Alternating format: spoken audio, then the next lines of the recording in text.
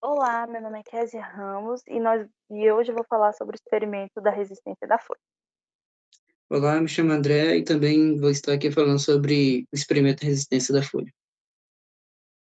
Vamos lá, nosso objetivo simplesmente é compreender como nós podemos calcular a resistividade e a resistência de um papel, né, de trilhas de grafite, que é o nosso experimento, assim, observando que existe um gradiente de potencial dentro desse experimento. Como nós fizemos isso? Usamos o material simples. A gente tem uma fonte, nós temos um multímetro, né, de medição à fonte para dar voltagem corrente. Nós temos um multímetro para medir as voltagens dentro dessas trilhas, um lápis 6B, que é onde nós depositaremos o nosso grafite, né, em cima de uma folha de papel, e garra de jacaré para conseguir passar toda essa condutibilidade. Procedimento. Vamos lá. Vocês podem ver uma folha de experimento de resistência de folha já arriscada. Como é que nós tivemos isso? Pode passar o slide. Então, nós temos uma fonte, como eu disse. Essa fonte proporcionava uma energia, né, quer dizer, uma voltagem de 5 volts, onde nós conectamos os jacarés em pontas, tanto na trilha 1 como na trilha 2. E aí, nesse conectar de pontas, nós pegávamos um multímetro e medíamos em cada centímetro quadrado, tanto da parte da trilha 1 como na parte da trilha 2. Cada centímetro quadrado que eu falo são 18, né? 1, 2, 3, 4, 5, 6, 7, né? Então, medíamos em cada ponta para saber a voltagem que passava dentro daquele sistema, né? Dentro daquele centro de centímetro quadrado. Podem ver outro slide aí. Isso. E aí, dentro dessa resistência, nós riscávamos com um lápis, né, 6B, o grafite ser depositado na trilha, e nós tínhamos que levar a luz. Para essa luz, como vocês estão vendo o meu rosto sendo tampado, não podia ultrapassar a luz entre essa trilha, porque aí mostrava defeitos. Então a trilha tinha que ser totalmente sem transpassar luz, né? Tinha que ser totalmente escura, que não podia transpassar luz. Não podíamos usar borracha, porque atrapalhava, não podíamos usar os dedos, né? Colocar em cima. E nós tínhamos que seguir a trilha certinha para a gente conseguir ter esses cálculos de resistência e tanto de resistividade. Como vocês podem ver aí, está explicado ao lado como é que foi feito as posições, tanto do multímetro, do, do da corrente, né, da tensão que foi colocada, as garras do jacaré segurando do lado para a gente também ter a resistência total. A trilha 1 e a trilha 2 mostrada em imagem. Então, os dados. A gente teve os dados obtidos, que foi o quê? A gente teve da trilha 1, que é de 1 a 16, aí nós tivemos cada centímetro, cada centro de centímetro quadrado, nós medimos a voltagem, e aí a resistência total medida de toda a trilha deu 18,34. E nós temos a segunda trilha, que foi de 1 a 8, que deu 7,52 cada pedaço de centro. Pode passar.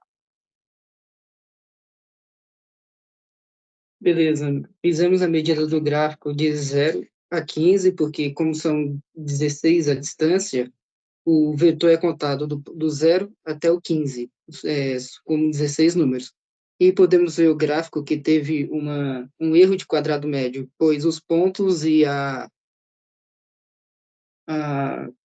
o ajuste linear não ficaram muito bem próximos. Com isso, teve uma linha que juntava os dois, que é uma distância, que é uma linha imaginária, e essa distância, fazendo os cálculos, dá o erro quadrado médio, que nesse caso foi de 3,08. E acontece a mesma coisa no próximo, até mais gritante, mais fácil de ver, que deu um erro quadrado médio de 0,3. Bom, o nosso questionário ele tem 3 perguntas para serem respondidas. A primeira pergunta é sobre a resistividade.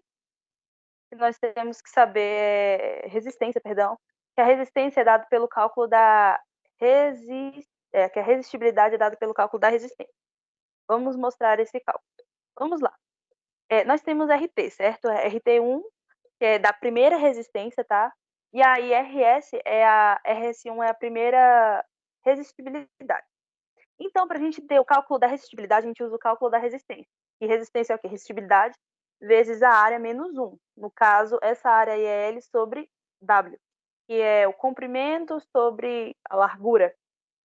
E aí, menos 1. No caso, se a gente usar 18 trilhas, menos 1, 17, então a gente só pega esse dado e multiplica pela resistibilidade para dar resistência. Só que a resistência nós já temos. Então, a gente tinha que isolar a resistibilidade.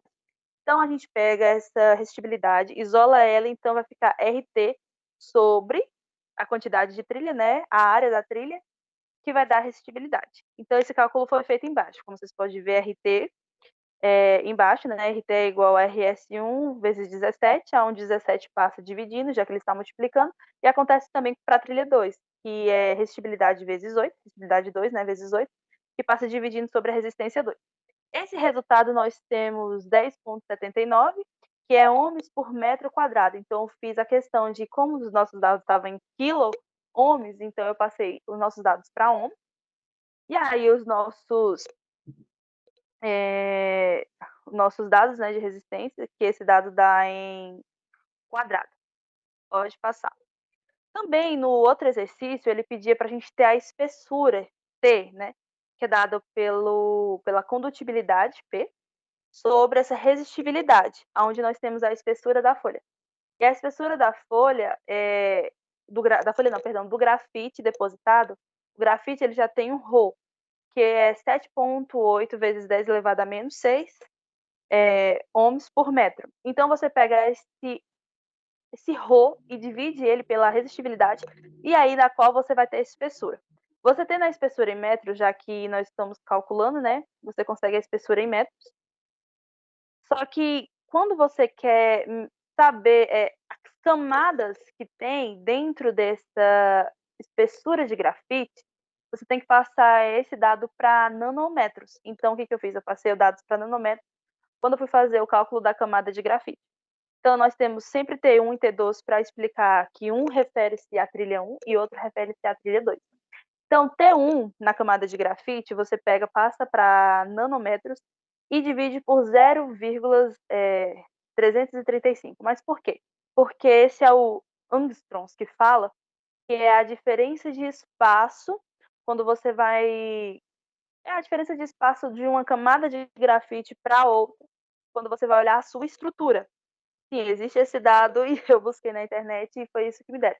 Então, você pega a camada, é a espessura da camada em nano, você passa esse angstroms para nano, que dá 0,335, e aí você divide a camada por você divide a espessura por essa distância.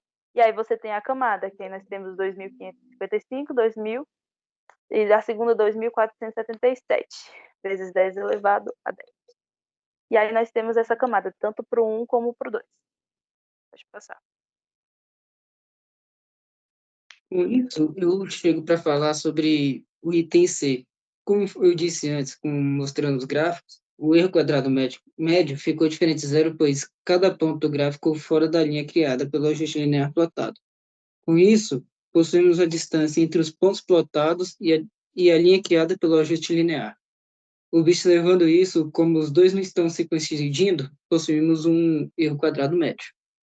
E é isso, muito obrigado. Obrigada.